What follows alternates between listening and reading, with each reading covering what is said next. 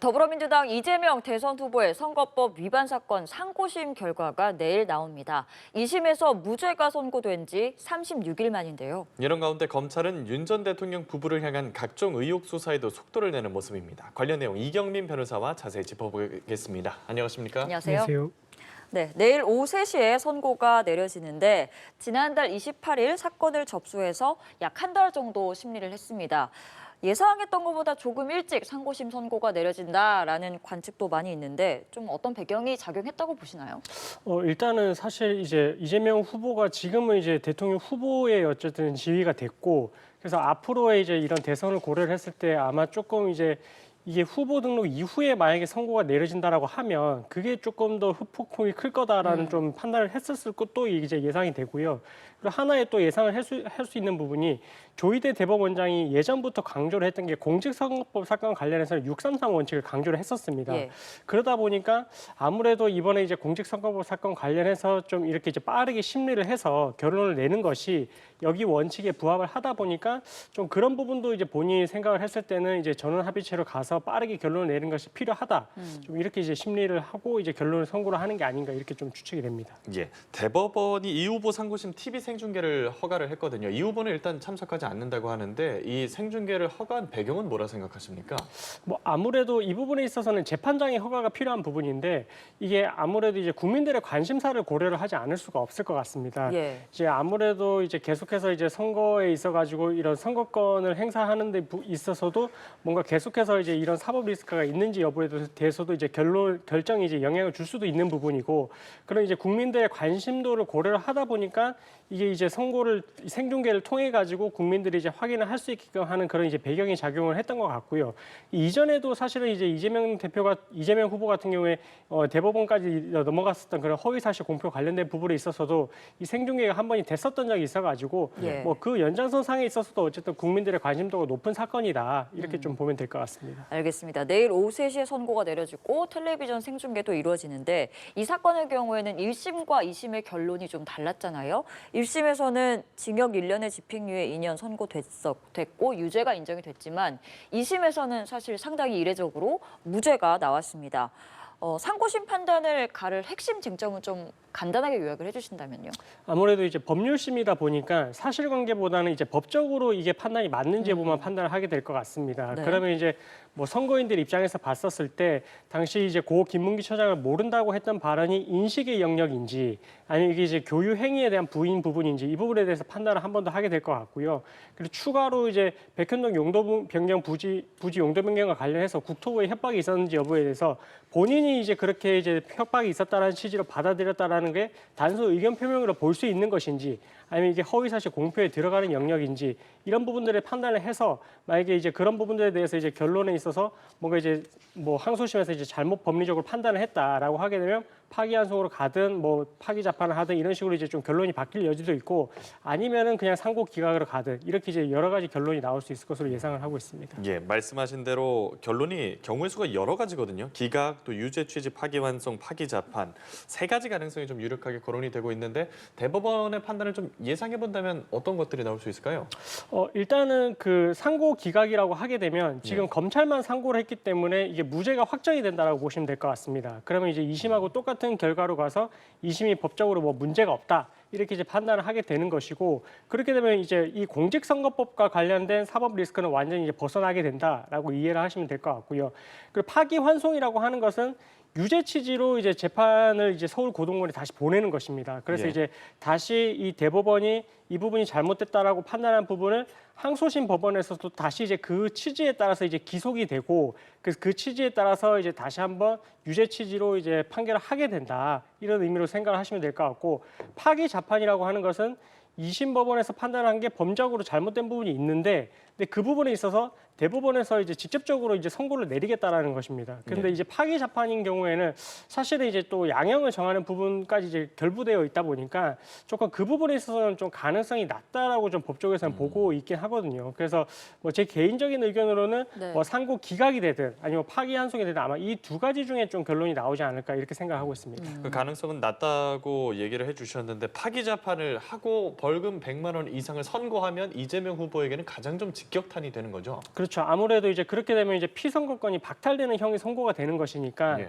근데 그렇게 될 가능성에 대해서는 사실은 이제 뭐 대법원에서 이런 걸 이제 사실관계를 판단을 하기보다는 법적인 부분에 판단을 하게 되는데, 근데 지금 이제 2심에서는 전부 무죄가 선고가 됐기 때문에 사실 양형에 대한 부분을 판단을 하지는 않았었거든요. 예. 근데 그런 부분들을 대법원에서 파기환송을 하지 않고 파기 재판까지 가는 그런 이제 결론까지 갈 수 있을까라고 생각을 해본다면 사실 그거는 조금 이제 확률적으로 많이 낮아 보이고 예. 그래서 만약에 이제 뭐 파기를 해야 된다는 취지로 나가게 되면 파기환송의 가능성이 조금 더 커 보이는 그런 걸 예상해 볼 수 있을 것 같습니다. 예. 뭐 상고 기각이든 파기환송이든 파기자판이든 다 지금 하루 전에 저희가 예측을 해보는 상황인 거고, 또 만약에 파기환송을 하게 된다면 지금 조금 전에 설명을 해주신 것처럼 서울고법에서 다시 심리를 하게 되는 거잖아요. 근데 그 과정에서 대선은 계속해서 치러질 것이고, 그럴 경우에 만약에 이재명 후보가 대통령으로 당선이 된다면 헌법 84조가 규정한 대통령 형사소추 면제 특권 논란이 불거질 수 있다라는 이야기가 나오고 있는데, 이 부분은 간단하게 말해서 뭐가 문제인 건지 좀 설명해 주세요. 그렇죠. 이제 그 대통령의 신분이 되면 내란죄와 외환죄를 제외하고는 형사소추를 받지 않는다라고 되어 있거든요. 예. 그만큼 이제 내란죄와 외환죄는 중하기 때문에 그 사건에 있어서는 재판을 받게 하지만 나머지 사건에 있어서는 어떻게 보면 대통령의 직무를 수행을 하기 위해서는 이런 뭐 재판에 회부를 해서 이제 그런 부분들이 계속 이제 법적 안정성을 저해를 한다.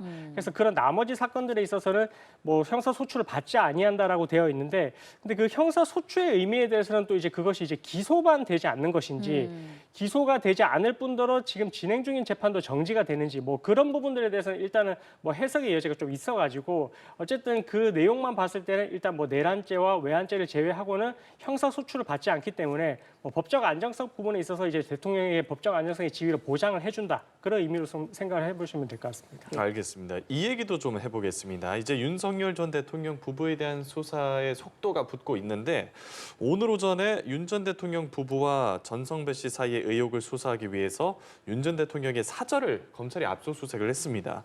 또 부부가 압수수색 당한 게 이번이 처음인데 압수수색에 나선 배경 뭐라고 생각해 볼 수 있을까요?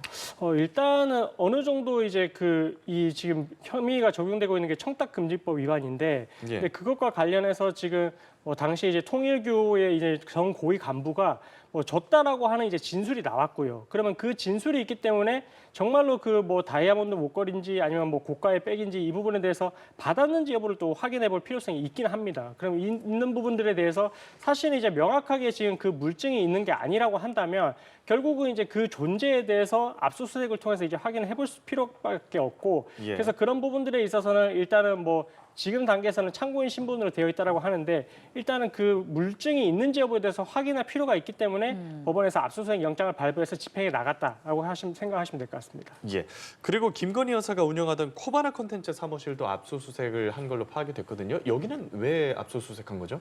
그 압수수색을 할 때는 이제 압수수색의 범위가 이제 적시가 되는데, 예. 그 내용 중에 뭐 압수수색의 이제 장소, 그다음에 압수수색할 대상 물건도 이제 적시가 됩니다. 그럼 아마 이제 압수수색할 대상에 대해서는 뭐 휴대폰이라든지 아니면 PC나 뭐 아니면 뭐 집안에 이제 이런 물품들에 대해서 이제 아마 확인해 보라고 했을 것이고, 압수수색할 장소에 있어서는 아무래도 이제 이게 김건희 여사와 관련이 있다 보니까 이제 사저도 당연히 이제 그것이 이제 범위에 포함이 될 것이고, 그리고 추가로 이제 코바나 컨텐츠 사무실 같은 경우에도 어쨌든 김건희 여사와 관련이 있다 보니까 뭐 이 부분에 있어서는 객관적인 이 물증이 그 장소에도 보관되어 있는 것이 아닌지 여부를 확인해 볼 필요성이 있다라고 했기 때문에 법원에서 그 장소까지 압수수색 영장을 발부를 해줬기 때문에, 그래서 코바나 컨텐츠도 같이 이제 확인해 볼 필요성이 있어가지고 집행에 들어갔다라고 보시면 될 것 같습니다.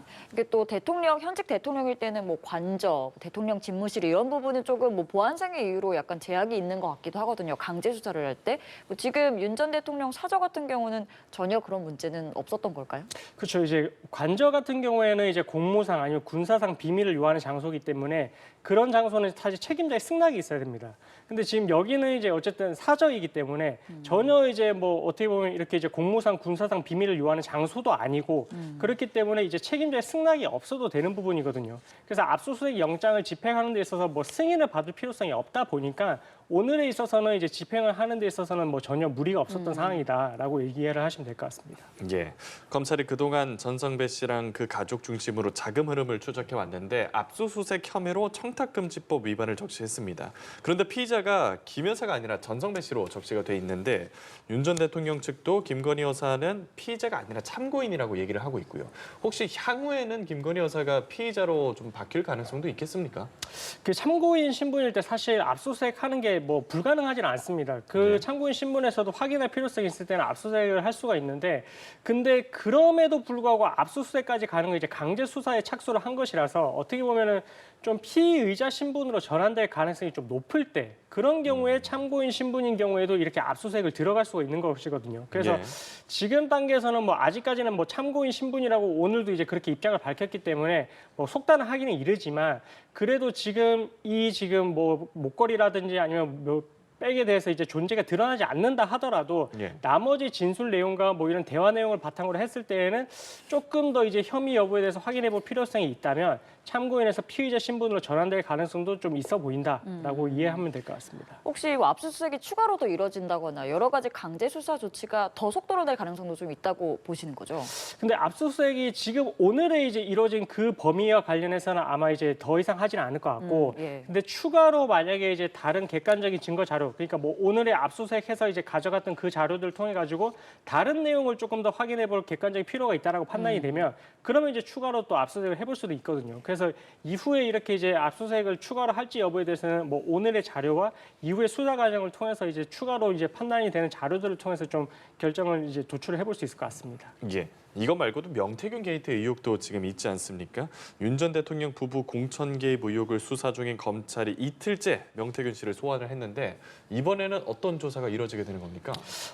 지금 이 사건 같은 경우에는 사실은 이제 뭐 여론조사 관련해서 예. 그 여론조사 결과를 무상으로 제공을 하고 이후에 뭔가 이제 공천 과정에서 이제 개입을 한 것이 아닌지 이 혐의가 지금 있는 부분인데, 일단 아직까지는 사실 뭐 명확하게 딱 혐의가 뚜렷하다 이렇게 보기는 좀 애매한 것 같습니다. 하지만 지금 나와 있는 그런 이제 녹취록이라든지 그다음에 이제 어쨌든 뭔가 이제 개입을 했다라고 이제 확인해 볼 만한 그런 의심스러운 정황들은 존재하기 때문에 네. 그 부분에 대해서 아마 이제 명태균 씨를 소환을 해서 직접적으로 이제 조사를 좀 추가적으로 하고 있는 것 같고, 그래서 뭐 이 부분에 있어서는 지금 드러나고 있는 부분들이 만약에 좀 객관적으로 더 확인해 볼 필요성이 있다라고 하면 뭐 직접적으로 이후에 추가 조사도 이제 생각을 해볼 수 있을 것 같습니다. 그러니까 명태균 씨가 지금 어떻게 보면 이틀 연속 검찰 소환에 응하고 자발적으로 응하고 있는 상황인 건데, 그리고 또 명 씨가 한 뭐 진술 내용도 여러 보도를 통해서 지금 전해지고 있는 상황입니다.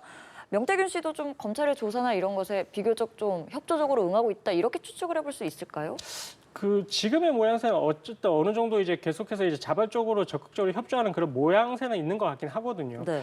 근데 이제 그 출석을 하는 과정에서 또 이제 하는 발언들 같은 경우에는 또 사실은 또 이게 뭐 명확하게 이 혐의와 관련된 부분보다는 뭔가 조금 주의를 분산시키는 그런 이제 진술로도 좀 보여가지고, 예. 그래서 그런 부분들에 대한 태도는 또 이제 뭔가 이제 수사에 자발적으로 또 적극적으로 나서는 모양새를 또 보기는 어려운 부분도 있어서 일단 그 안에서 이제 드러났던 진술 내용들이 중요할 것 같고, 그리고 이제 적극적으로 협조를 하게 한다라고 할 것 같으면 뭐 통화 내용이라든지 아니면 대화 내용 이런 부분들에 대해서도 이제 적극적으로 제시를 할 필요성이 있어가지고 예. 뭐 그런 부분들이 만약에 증거로 제출되는 부분이 있다면 뭐 적극적으로 좀 조사에 협조하는 모양새를 볼 수 있을 것 같다. 근데 그게 아니라면은 조금 이런 부분들에 있어서는 뭐 정치적인 메시지를 던지고 있는 게 아닌가. 뭐 이렇게도 좀 생각해 볼 수 있을 것 같습니다. 검찰이 지난 2월부터는 김 여사 측이랑 소환 일정을 조율 중인 걸로 알려졌는데 지금 이 흐름대로라면 조만간 김 여사도 소환될 수 있겠습니까?